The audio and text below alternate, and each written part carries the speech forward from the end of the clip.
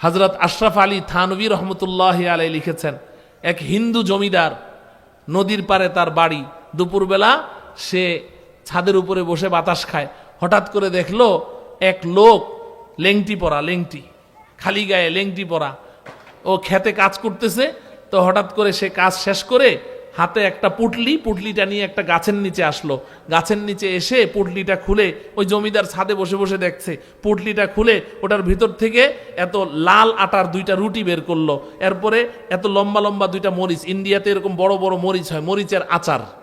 তো এই মরিচের একটা আচার বের করলো, বের করে ওই আচার, ওই মরিচ 1 কামড় দেয় আর রুটি 1 কামড় দেয়। এইভাবে একটা মরিচ দিয়ে সে 2টা রুটি সাবার করে দিল। খেয়ে তারপরে নদীতে গিয়ে হাত দিয়ে পানি দিয়ে চুমুক দিয়ে খুব পানি পান করলো। পানি পান করে এসে এরপরে ওই পুটলিটা মাথার নিচে দিয়ে নাক ডেকে ঘুম শুরু করে দিল। এখন এই জমিদার এই দৃশ্য দেখে সে চিৎকার করে বলছে, ও আমার প্রিয় দুনিয়াবাসী, তোমরা কে আছো এই লোকটার মতো এরকম ঘুম আমাকে একটু এনে দাও, আমি তার অর্ধেক জমিদার আমি তাকে লিখে দিয়ে দিব। তাহলে শান্তিতে জমিদার আছে না ওই লোকটা আছে? হ্যাঁ, ওই লোকটা শান্তিতে আছে। ও ভাই, শান্তি চোখে দেখা যায় না, শান্তি চোখে দেখা যায় না। আল্লাহ ওয়ালাদেরকে বলেন তারা কত শান্তিতে আছে। হযরত জুনায়েদ বাগদাদী রহমতুল্লাহ আলাইহি লিখেছেন যে আমরা ফকিরেরা এই পরিমাণ শান্তির মালিক, এই পরিমাণ শান্তির মালিক, যদি রাজা বাদশারা জানতো আমরা কত শান্তিতে আছি, তাহলে তারা তলোয়ার নিয়ে আমাদের সাথে যুদ্ধ করতো ওই শান্তি ছিনিয়ে নেওয়ার জন্য। এত শান্তিতে আমরা আছি।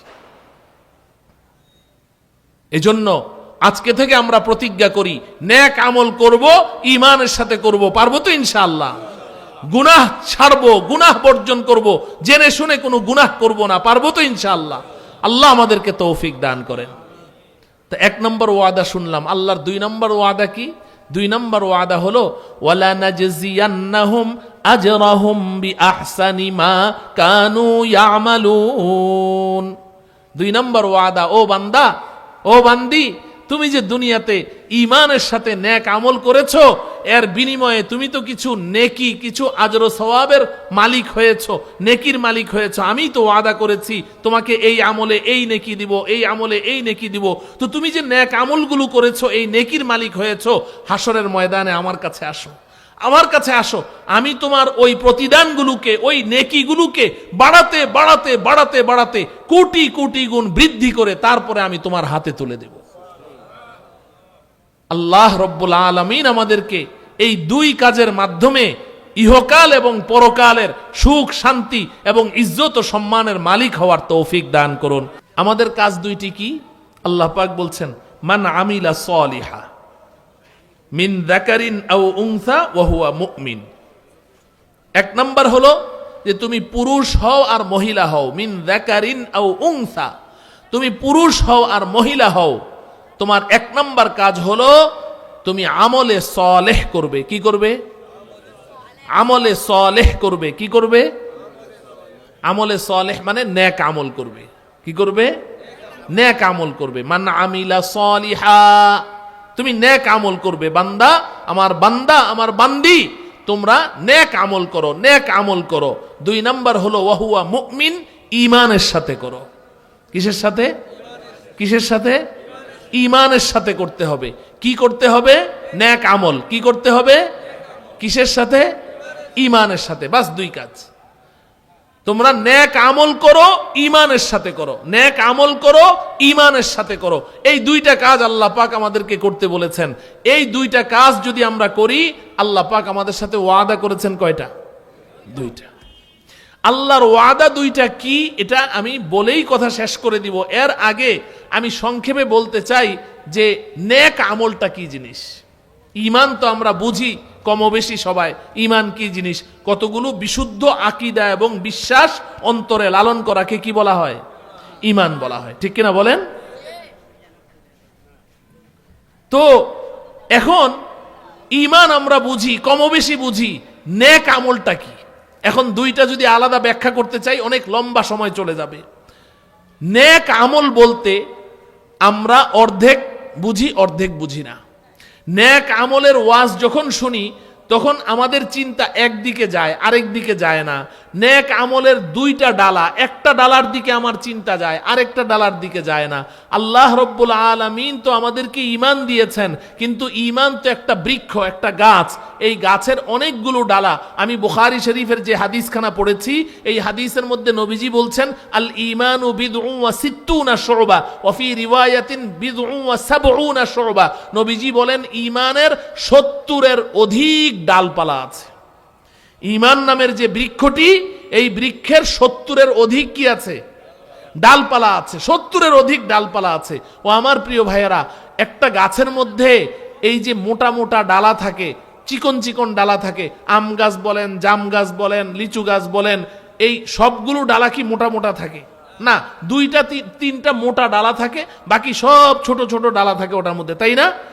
ঈমান নামের একটা বৃক্ষ, এই ঈমান নামের বৃক্ষের মধ্যে নবীজি বলছেন 70-এর অধিক ডালপালা আছে, কিন্তু সবগুলো ডালপালা মোটা মোটা না, মোটা মোটা ডালা মাত্র 2টা। ঈমানের মূল ডালা কয়টা? খুব মনে রাখেন, মূল ডালা 2টা। ওই 2টা ডালার মধ্যে বাকি সবগুলো ছোট ছোট ডালা আছে।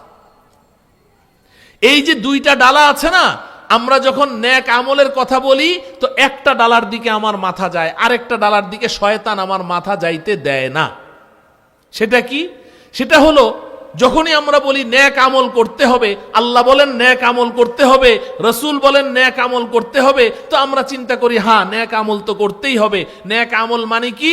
আজকে থেকে 5 ওয়াক্ত নামাজ পড়তে হবে। এটা নেক আমল না? 5 ওয়াক্ত নামাজ সময় মতো পড়তে হবে, রমজানের সবগুলো রোজা ঠিকভাবে রাখতে হবে, জাকাত ফরজ হলে জাকাত দিতে হবে, হজ ফরজ হলে হজ করতে হবে, দান খয়রাত করতে হবে, আমার কোরআন তেলাওয়াত করতে হবে, তাসবিহ তাহলিল পড়তে হবে, জিকির আজকার করতে হবে, বড়দেরকে সম্মান করতে হবে, পর উপকার করতে হবে। এগুলো এই পড়তে হবে, চলতে হবে, ধরতে হবে, করতে হবে, এগুলো সব আমার মাথায় আসে নেক আমল, নেক আমল। কিন্তু এই নেক আমলের এটা তো হচ্ছে অর্ধেক, বাকি অর্ধেকের চিন্তা আমার মাথায় আসেই না। সেটা হলো আজকে থেকে মিথ্যা কথা ছাড়তে হবে, সুদ খাওয়া ছাড়তে হবে, ঘুষ খাওয়া ছাড়তে হবে, জুয়া খেলা ছাড়তে হবে, গান শোনা ছাড়তে হবে, জেনা ব্যভিচার ছাড়তে হবে, অন্যের সম্পদ লুট করা ছাড়তে হবে, চুরি করা ডাকাতি করা ছাড়তে হবে। এই যে ছাড়তে হবে, ছাড়তে হবে, এই চিন্তাটা শয়তান আমাদেরকে করতেও দেয় না। যার কারণে একজন মানুষ নামাজ পড়তে পড়তে মাথায় সেজদা দিতে দিতে দাগ ফেলে দিয়েছে, বাজারে গিয়ে ভেজাল মাল বিক্রি করে, মিথ্যা কথা বলে ব্যবসা করে, কাস্টমারদেরকে ঠকায়, সুদ খায়, সুদি লেনদেন করে, ঘুষ খায়, অন্যের সম্পদ নিজে কুক্ষিগত করে রাখে। বাবা মারা গেছে, বাবার সম্পত্তি বোনদেরকে দেয় না, নিজে কবজা করে রাখে। আরে এতদিন শুনেছি ভাইয়েরা কবজা করে রাখে বোনের সম্পদ, এখন তো শুনি বড় ভাই ছোট ভাইদেরকেও সম্পদ দেয় না, বড় ভাই সম্পদ সব নিজের হাতে রেখে দেয়। অথচ নামাজ পড়তে পড়তে মাথা একেবারে পুরা কালো করে ফেলছে। কেন এটা করছে? সে মনে করে আমি তো নেক আমল করি, আমি তো নামাজ পড়ি, আমি নেক আমল করি, আমি রোজা রাখি, নেক আমল করি, আমি জিকির করি, আমি নেক আমল করি। আরে নেক আমল তুমি তো করার কাজগুলো করছো, কিন্তু ছাড়ার কাজগুলো তো ছাড়ছো না। এজন্য আমার প্রিয় ভাই, ঈমান নামের বৃক্ষের মোটা ডালা কয়টা? 2টা। একটা ডালার নাম করার কাজ করতে হবে, আমার সাথে বলেন করার কাজ, আরেকটার নাম ছাড়ার কাজ ছাড়তে হবে। ছাড়ার কাজ, আজকে থেকে আমরা করার কাজ করব, ছাড়ার কাজ ছাড়বো। এই করার কাজ করতে হবে যেই ডালাটা, এই ডালার মধ্যে ছোট্ট ছোট্ট ডালা আছে। নামাজ পড়তে হবে, রোজা রাখতে হবে, জাকাত দিতে হবে, হজ করতে হবে, দান খয়রাত করতে হবে, কোরআন তেলাওয়াত করতে হবে, জিকির আজকার করতে হবে। এই করতে হবে করতে হবে সব এই মোটা ডালাটার মধ্যে আছে। আর আরেকটা মোটা ডালা আছে ছাড়ার কাজ ছাড়তে হবে, ওটার মধ্যে ছোট্ট ছোট্ট ডালা। মিথ্যা কথা ছাড়তে হবে, চুরি করা ছাড়তে হবে, ডাকাতি করা ছাড়তে হবে, মদ খাওয়া ছাড়তে হবে, সুদ খাওয়া ছাড়তে হবে, ঘুষ খাওয়া ছাড়তে হবে। এই ছাড়তে হবে সব ডালা হলো এটার মধ্যে। তো আপনি শুধু করার কাজ করলেন, তো আপনি তো এক ডালা নিয়ে আছেন, আরেক ডালা তো আপনার নাই। তাইলে নেক আমল কি পুরাপুরি হইল না? এবং মনে রাখবেন, করার কাজ করতে হবে এই ডালার চেয়ে ছাড়ার কাজ ছাড়তে হবে, এই ডালার গুরুত্ব বেশি। এই ডালার কি গুরুত্ব বেশি। হযরতে আব্দুল্লাহ ইবনে আব্বাস রাদিয়াল্লাহু তাআলা আনহুমা, নবীজির আপন চাচাতো ভাই আব্দুল্লাহ ইবনে আব্বাস, নবীজি যখন ইন্তেকাল করেন তখন আব্দুল্লাহ ইবনে আব্বাসের বয়স মাত্র 13 বছর। ওই সময় নবীজি ইন্তেকাল করেছেন, এত ছোট বাচ্চা রেখে তিনি ইন্তেকাল করেছেন। এই বয়সে হযরতে আব্দুল্লাহ ইবনে আব্বাস রাদিয়াল্লাহু তাআলা আনহু তিনি নবীজির কাছ থেকে এই পরিমাণ ইলম অর্জন করেছেন যে সমস্ত সাহাবাদের মধ্যে সর্বশ্রেষ্ঠ মুফাসসিরে কোরআন ছিলেন আব্দুল্লাহ ইবনে আব্বাস রাদিয়াল্লাহু তাআলা, রাইসুল মুফাসসিরিন ছিলেন। আব্দুল্লাহ ইবনে আব্বাসকে জনৈক ব্যক্তি একটা প্রশ্ন করেছে, ইয়া ইবনে আব্বাস, এই আব্দুল্লাহ ইবনে আব্বাস, রাজুলুন ইয়াবুদুল্লাহ কাসীরা ওয়া ইয়াসি কাসীরা ওয়া রাজুলুন ইয়াবুদুল্লাহ কলিলা ওয়া ইয়াসি কলিলা, মান আহাব্বু ইনদাক? এই আব্দুল্লাহ ইবনে আব্বাস, দুইজন মানুষ, একজন অনেক বেশি ইবাদত বন্দিগি করে, অনেক বেশি ইবাদত বন্দিগি করে, আবার অনেক বেশি গুনাহ করে, ইবাদতও করে গুনাহ করে। আরেকজন ইবাদত কম করে গুনাহ কম করে, ইবাদতও কম করে গুনাহ কম করে। ইবাদত কম করে মানে কি? ফরজ, ওয়াজিব আর সুন্নতে মুআক্কাদা, নফল আমল তেমন তাকে করতে দেখা যায় না, নফল রোজা রাখে না, নফল নামাজ তেমন পড়ে না, কোরআন তেলাওয়াত, তাসবিহ, তাহলিল, জিকির, আজকার, নফল ইবাদত তাকে করতে দেখা যায় না। ফরজ, ওয়াজিব, সুন্নতে মুআক্কাদা এতটুকু করে কিন্তু গুনাহ কম করে। আর আরেকজন ফরজ, ওয়াজিব, সুন্নতের পাশাপাশি নফল নামাজ পড়ে, নফল রোজা রাখে, দান খয়রাত করে, খুব ইবাদত করে, আবার খুব গুনাহ করে। মান আহাব্বু ইনদাক? আপনার কাছে এই দুই ব্যক্তির মধ্যে শ্রেষ্ঠকে, উত্তমকে? এই প্রশ্নটা করা হলো আব্দুল্লাহ ইবনে আব্বাস, রাইসুল মুফাসসিরিনকে, সাহাবাদের মধ্যে শ্রেষ্ঠ মুফাসসির। উনি কি উত্তর দিয়েছেন জানেন? এই উত্তরটা শুনেন। তিনি জবাব দিলেন, লা আ'দিলু বিসসালামা। শেষ। লা আ'দিলু বিসসালামা। এই প্রশ্নকারী, জেনে নাও, যে ব্যক্তি গুনাহ কম করে, যে ব্যক্তি গুনাহ কম করে, গুনাহ থেকে নিজেকে মুক্ত রাখে, আমি পৃথিবীতে তার সমকক্ষ কাউকেই মনে করি না। এজন্য আমার প্রিয় ভাই, নেক আমল করতে হবে। আল্লাহ বলেছেন দুইটা করো, নেক আমল করো, ঈমানের সাথে করো। কিন্তু নেক আমল মানে কি? শুধু করার কাজ করব, ছাড়ার কাজগুলো ছাড়তে হবে না? আজকে থেকে ছাড়ার কাজগুলো ছাড়বো তো ইনশাআল্লাহ? জি, করার কাজ করব, ছাড়ার কাজ ছাড়বো, তাইলে নেক আমল। তো আল্লাহ বলছেন নেক আমল করো, কিসের সাথে করো? ঈমানের সাথে করো। নেক আমল করো, ঈমানের সাথে করো। আমি যদি করার কাজগুলো করলাম কিন্তু ছাড়ার কাজগুলো ছাড়লাম না, তাইলে আমার ক্ষতিটা কি জানেন?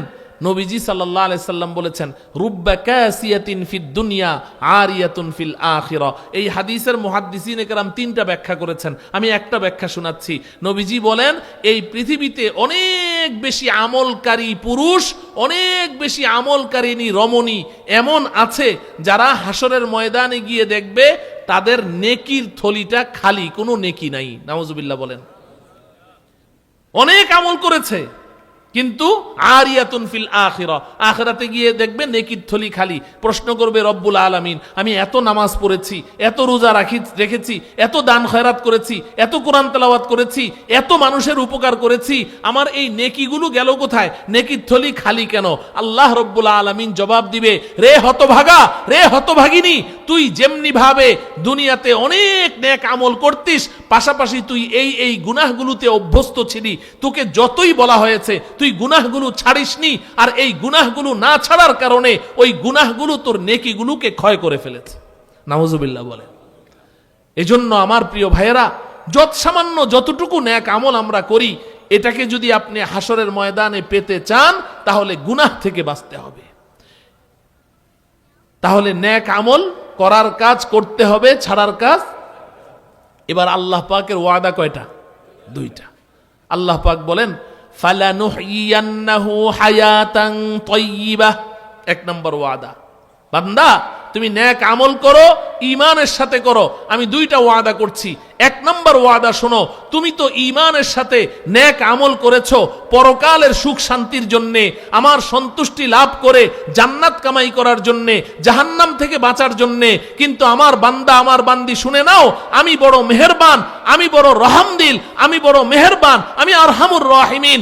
আমি প্রথম ওয়াদা তোমাকে করছি, আমি দুনিয়াতেও তোমাকে ঠকাবো না। তুমি যদি নেক আমল করো, ঈমানের সাথে করো, আমার এক নম্বর ওয়াদা হলো ফালানুহইয়ান্নাহু হায়াতান তাইয়্যিবা, আমি এই দুনিয়ার জিন্দেগিটা আমি তোমাকে সুখ শান্তি আর ইজ্জত সম্মান দিয়ে ভরপুর করে দেব। এক নম্বর ওয়াদা, ফালানুহইয়ান্নাহু হায়াতান তাইয়্যিবা, তোমার দুনিয়ার জীবনটাকে আমি সুখ দিয়ে ভরে দেব, শান্তি দিয়ে ভরে দেব, ইজ্জত সম্মান দিয়ে ভরে দেব। তাহলে সুখ শান্তি ইজ্জত সম্মান কোথায় আছে আমরা সন্ধান পেলাম তো? কয় কাজের মধ্যে? দুই কাজ। এক নাম্বার কি? নেক আমল করতে হবে। বলেন কি? কিসের সাথে? ঈমানের সাথে। ঈমানের সাথে নেক আমল করো আমার প্রিয় ভাই। ঈমানের সাথে নেক আমল করেন, আপনি গুনাহ থেকে বেঁচে থাকেন, আপনি নেক আমল করেন, দেখবেন সুখ কাকে বলে, শান্তি কাকে বলে। ঘর থেকে সুখ শান্তি ঠেলে বের করতে পারবেন না। এত শান্তি, এত শান্তি।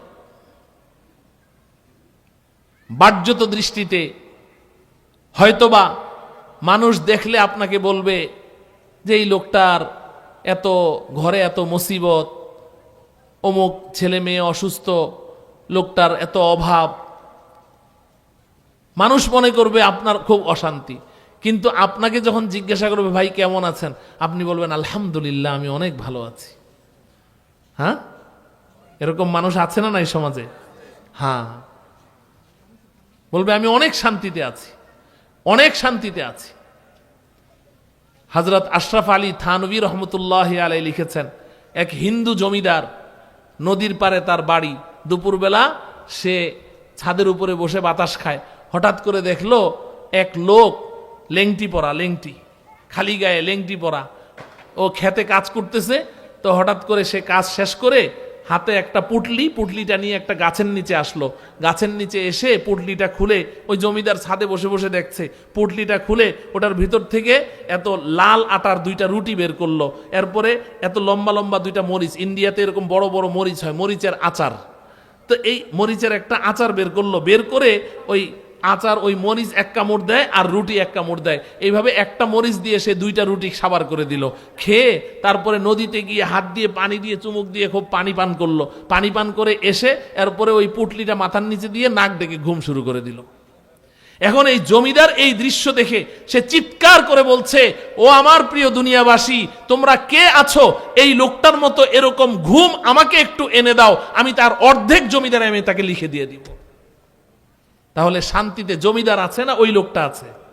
হ্যাঁ, ওই লোকটা শান্তিতে আছে। ও ভাই, শান্তি চোখে দেখা যায় না, শান্তি চোখে দেখা যায় না। আল্লাহ ওয়ালাদেরকে বলেন তারা কত শান্তিতে আছে। হযরত জুনায়েদ বাগদাদী রহমতুল্লাহ আলাইহি লিখেছেন যে আমরা ফকিরেরা এই পরিমাণ শান্তির মালিক, এই পরিমাণ শান্তির মালিক, যদি রাজা বাদশারা জানতো আমরা কত শান্তিতে আছি, তাহলে তারা তলোয়ার নিয়ে আমাদের সাথে যুদ্ধ করত ওই শান্তি ছিনিয়ে নেওয়ার জন্য। এত শান্তিতে আমরা আছি। এজন্য আজকে থেকে আমরা প্রতিজ্ঞা করি, নেক আমল করব, ঈমানের সাথে করব। পারবো তো ইনশাআল্লাহ? গুনাহ ছাড়বো, গুনাহ বর্জন করব, জেনে শুনে কোনো গুনাহ করব না। পারবো তো ইনশাআল্লাহ?